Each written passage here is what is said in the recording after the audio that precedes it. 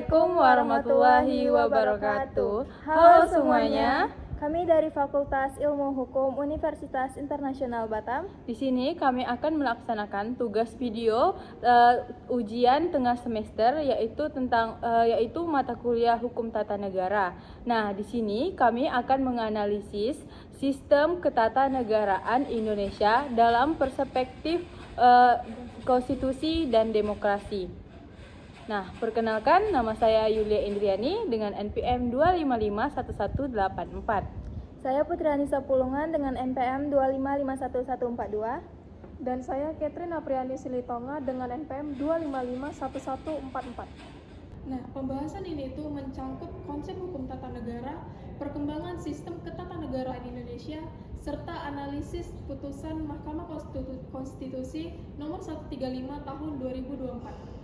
Kami akan membahas pembahasan ini dengan secara bergantian agar lebih mudah dipahami. Pertama, kita akan membahas konsep dan sejarah. Pada bagian video ini, saya akan membahas konsep dasar hukum tata negara terlebih dahulu.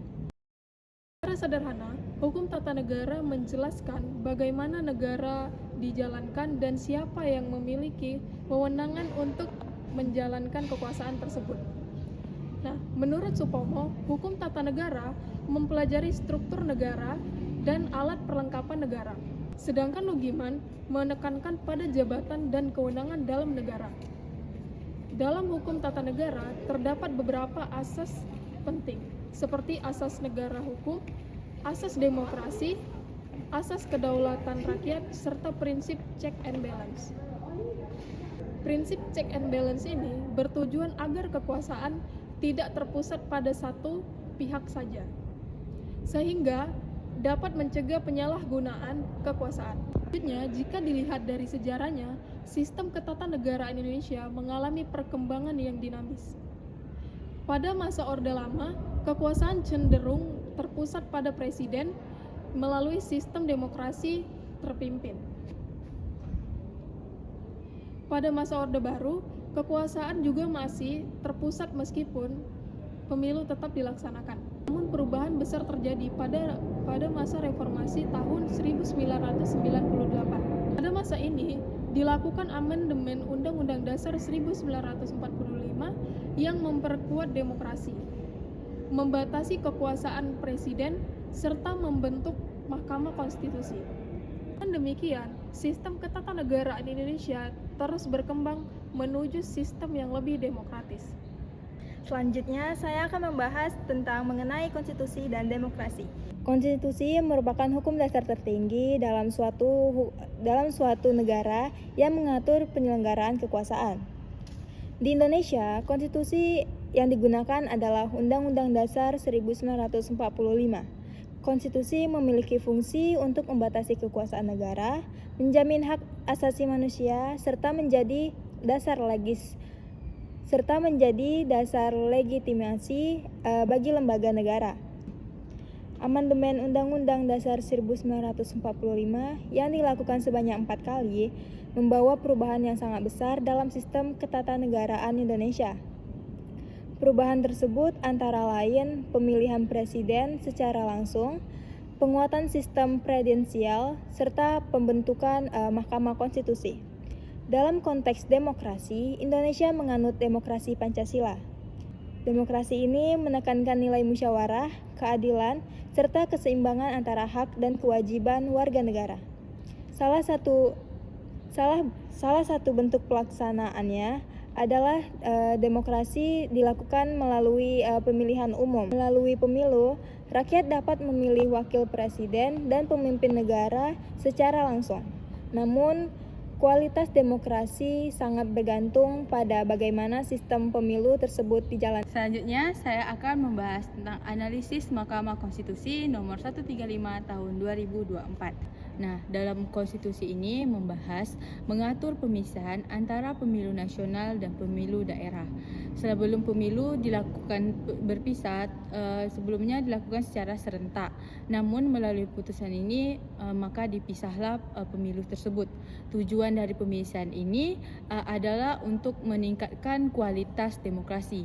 Dalam pemilu, Serentak isu nasional sangat diperhatikan. Akibatnya, isu daerah kurang dapat perhatiannya. Sebagai contoh, masyarakat lebih fokus pada pemilihan presiden dibandingkan pemilihan kepala daerahnya seperti bupati maupun wali kota.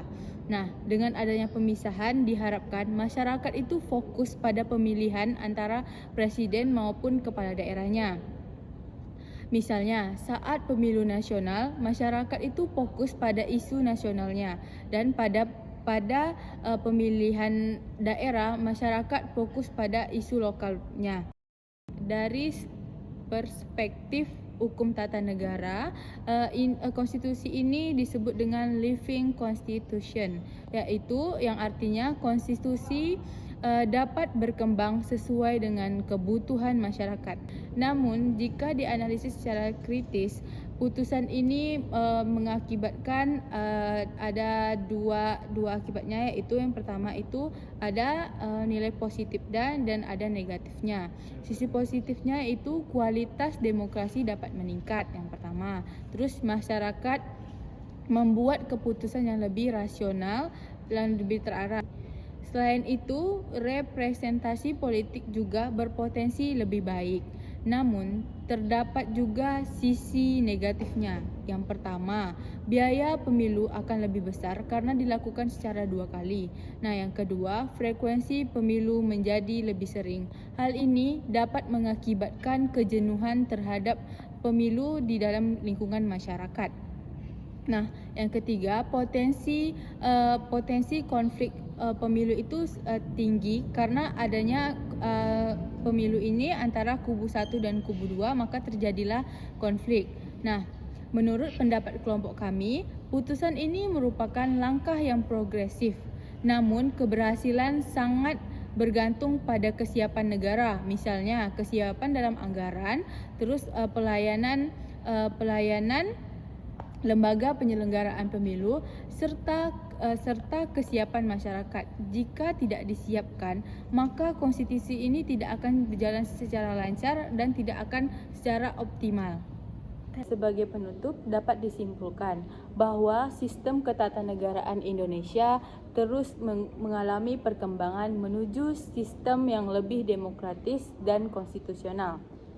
Putusan Mahkamah Konstitusi nomor 135 tahun 2024 merupakan salah satu bentuk perkembangan tersebut.